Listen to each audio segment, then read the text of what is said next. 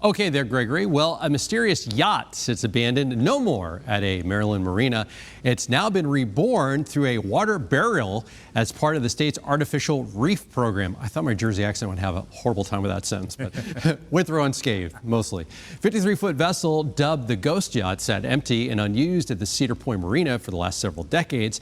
So state officials decide to turn it into something more useful. Its unique floating concrete structure inspired them to put it to rest in the Chesapeake Bay. Now it will be used as an artificial reef, helping to expand habitats for aquatic life and create attractions for recreational divers, a fitting end to a seaworthy vessel. That is really cool. A lot longer than just a 3-hour tour. It's been there for years. Just 3 weeks old and already helping out her home.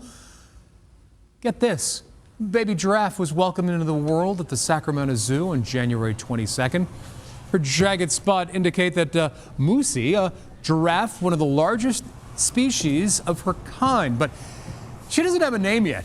Instead, the zoo is holding a public auction for the chance to pick her name, which will raise money for the zoo. And not just that, giraffe lovers can even win a meet and greet with the not-so-little one. The zoo is accepting bids through the end of the month, so we will have to wait just a little bit longer to learn about this beautiful giraffe's name, and we'll get that on there in the next Hey Watch This down the road. Yeah, hopefully she'll raise some good money for the zoo. Still not as tall as you. There you go. Well, a much older and much smaller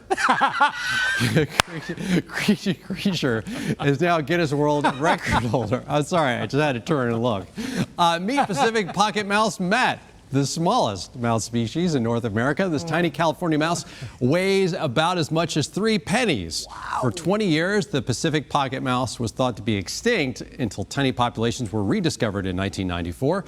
Pat was born at the San Diego Zoo Safari Park on July 14th in 2013 as part of a conservation effort. And as of Wednesday, he's Guinness certified to be the oldest living mouse in human care at the ripe age of 9 years and 209 days old. Whoa. Yeah. I think they should get the little mouse and the giraffe together. Have some sort of contest or something like that. I don't know if that would go well. What kind of kitten befriends a baby giraffe? Schitt's Creek, remember that? Oh, good show. It's small and big. You have to watch out for the steps. All right, so what do you